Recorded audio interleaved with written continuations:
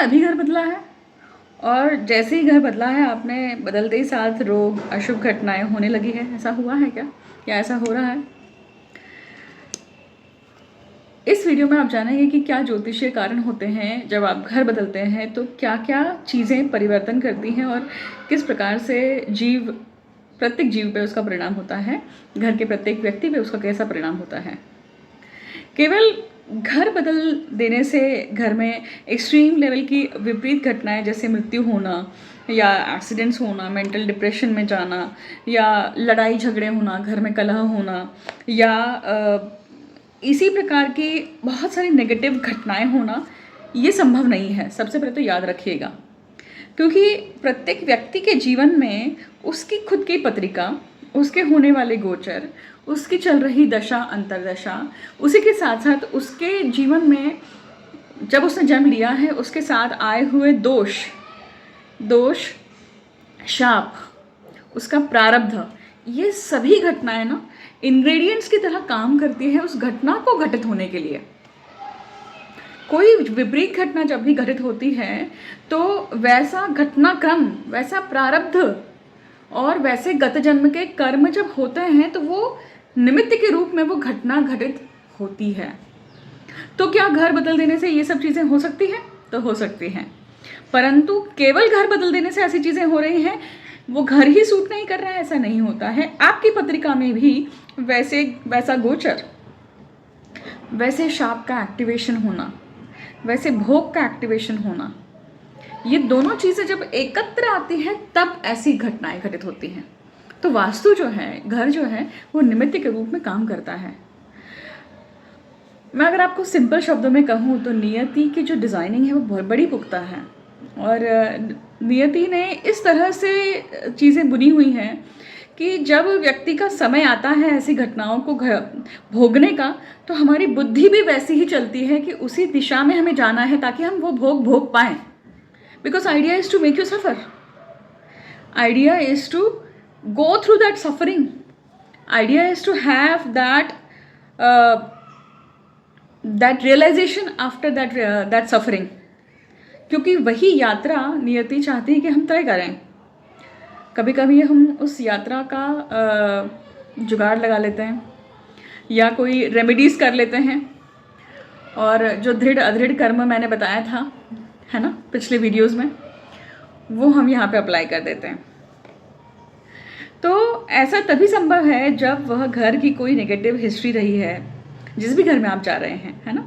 हम वापस लौटते हैं इस विषय पे।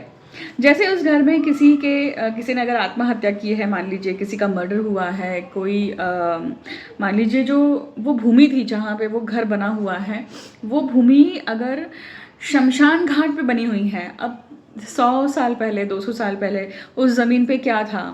क्या उस ज़मीन पे खेत था? क्या उस ज़मीन पे श्मशान भूमि थी? क्या उस ज़मीन पे मंदिर बना हुआ था, कोई मस्जिद बना हुआ था, या किसी और प्रकार का कोई और वास्तु का शिल्प था वहाँ पर? तो ये सारी चीज़ें, ये पूरा इतिहास जानना बहुत ज़रूरी है। और ये इतिहास आपको ऐसे नहीं समझ में आएगा कि आपने 10-20 साल 30 साल पहले क्या हुआ है देखा, ऐसा नहीं होता है। वो आपको कम से कम 100, 200, 300 साल पहले की उसकी हिस्ट्री जानना ज़रूरी होती है। वो आप सरकारी दफ्तर में जैसे उस ज़मीन की सबसे पहले लीज हुई थी या वो बिकी थी, तो इस सब की डिटेल्स निकालना ज़रूरी है। अगर इन सब की डिटेल्स अगर आप निकाल सकते हैं, देख सकते हैं, तब आपको बहुत सारे सवालों के जवाब मिल सकते हैं। क्योंकि अगर आप देखेंगे ना तो अभी की स्थिति कैसी हो गई है कि पहले तो गांव हुआ करते थे, राइट, और गांव के बाहर स्मशान भूमि या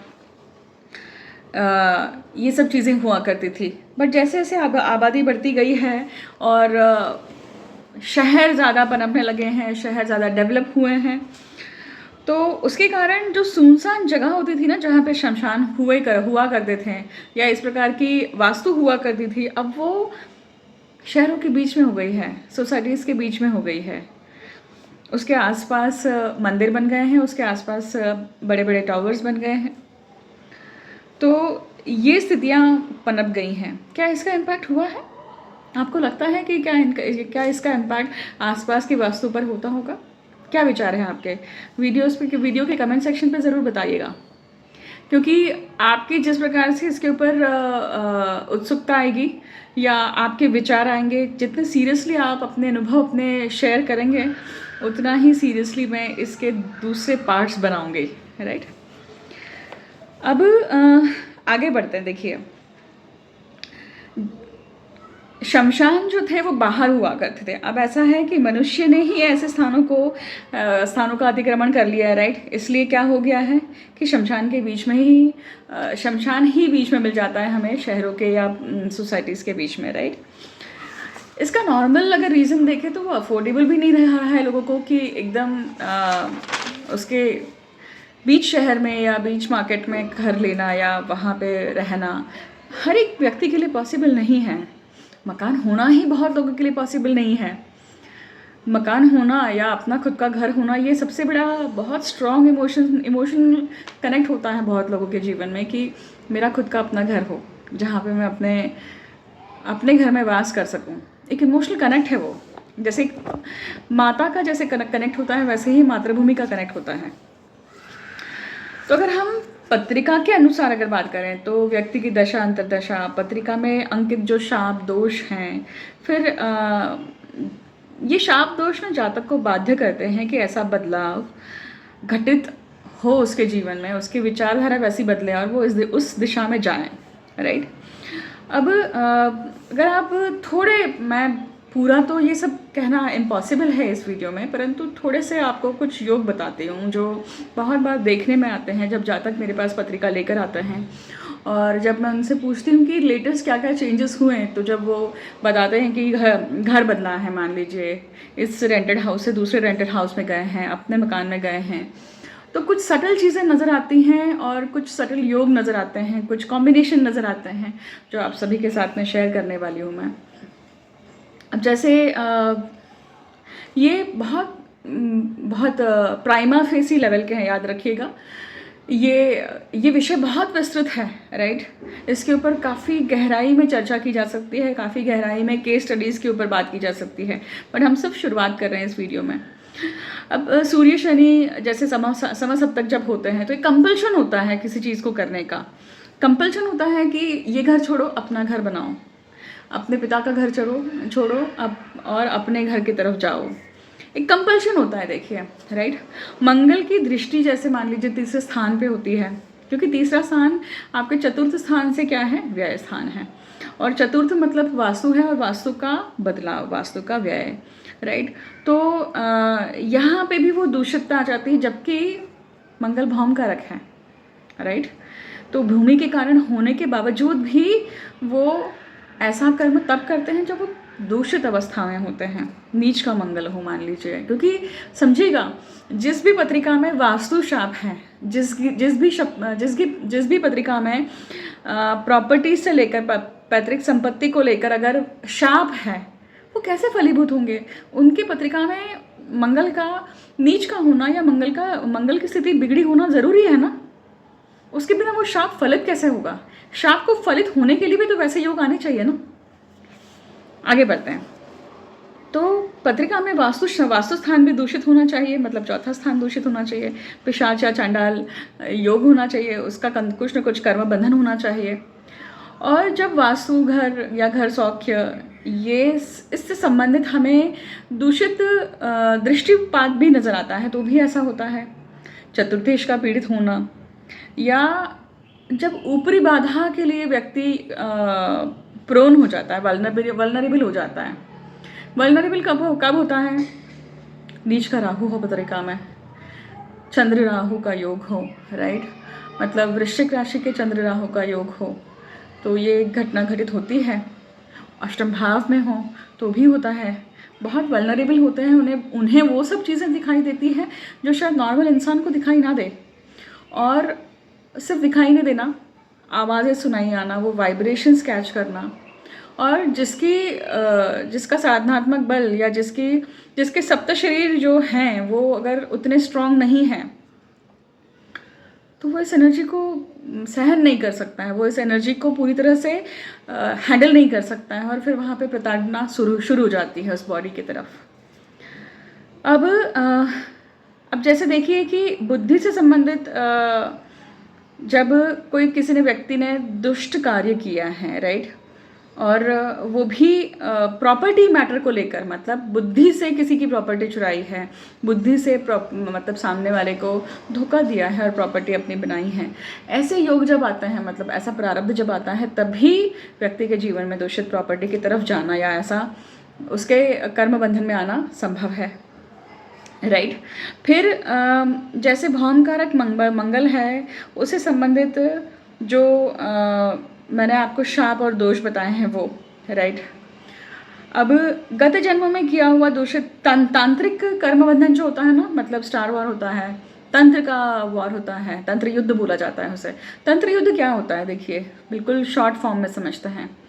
तंत्र एक शक्ति है, राइट। जैसे चाकू, घर में चाकू है, उसका उपयोग हम कैसे करते हैं? सब्जी काटने के लिए करते हैं, फल काटने के लिए करते हैं, खाना बनाने के लिए करते हैं, राइट। अब वो चाकू जिसके हाथ में है उसके अनुसार वो उसका उपयोग कर रहा है, मतलब चाकू यहाँ पे शक्ति हुई, पावर हुआ। तो तंत्र जो है, साधनाएं जो हैं, वो पावर हैं। उसको परफॉर्म करने वाला व्यक्ति, उसकी वृत्ति, उसका इंटेंशन उसे बुरा या अच्छा बनाता है। तो तंत्र गलत नहीं होता है, तांत्रिक गलत हो सकता है, मतलब करने वाला व्यक्ति जो तंत्र करता है वो तांत्रिक हुआ। तंत्र इंग्लिश में इसका अगर आप ट्रांसलेशन देखेंगे तो इधर it's a system, technicalities, right.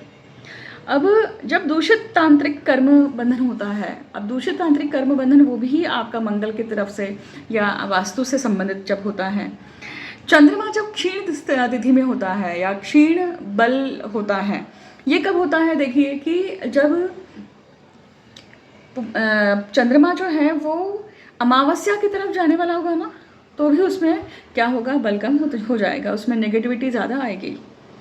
तो तिथि के अनुसार भी बहुत फर्क पड़ता है, कौन सी तिथि है, कौन से योग पे व्यक्ति जन्म ले रहा है, उसके साथ में कौन सा कर्ण है, कौन सा गण है। राक्षस गण है तो आप देखिएगा राक्षस गण बहुत ज़्यादा जो है, उनको ये एनर्जीज बहुत जल्दी कैच करेंगे या वो क्या करेंगे, उसे अट्रैक्ट करेंगे, और सबसे ज़्यादा पीड़ित होते हैं मनुष्यगण वाले लोग। फिर उसके बाद में पंचांगीय भी बहुत थोड़े कुछ विशेष योग हैं, उसको भी यहाँ पे लिया जाता है, जो भूमि संबंधित होते हैं, पास्ट लाइफ कर्स से संबंधित होते हैं। क्योंकि पंचांगीय जो डिटेल है ना, आप अपनी पत्रिका उठा के देखते हैं और पत्रिका में सबसे पहला पन्ना जो होता है उसमें सारी पंचांगीय डिटेल है। तो व्यक्ति का जो जन्म हुआ है वो उस तारीख का है, उस क्षण का है, उस समय का है, जो स्काई में आपको प्लानिटरी स्क्रीनशॉट जो है वो हमने यहाँ पे लिया है, राइट। और वो हम उसके ऊपर बात करते हैं जब भी पत्रिका विवेचन करते हैं। कभी आपने सोचा है कि वो तो उस क्षण का है, जिस क्षण जन्म हुआ था वो बच्चा या वो व्यक्ति तो बच्चा ही था, उसने कुछ कर्म ही नहीं किया है। इसका अर्थ ही है कि वो क्या लेके आ रहा है। तो वो स्क्रीनशॉट या जिसको हम कुंडली बोलते हैं, वो दिखाता है कि भाई व्यक्ति ने क्या कर्म बंधन किए हैं, उसको इस जीवन में क्या स्ट्रेंथ मिलने वाली है, कैसा एटमॉस्फेयर मिलने वाला है, या कैसे दृढ़ कर्म को लेकर वो आ रहा है।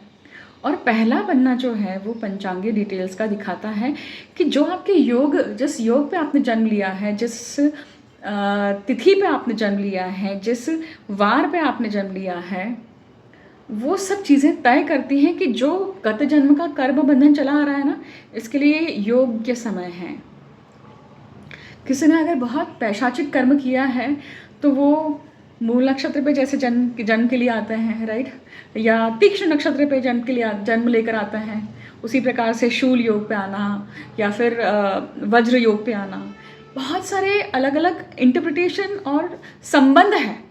और उस तिथि का लॉर्ड ये भी बताता है कि कौन सी शक्ति उसके साथ में चली आ रही है, और वो शक्ति बाधित है, उसे आशीर्वाद देने के लिए आई है, या उसको उद्ध्वस्तता भोगने के लिए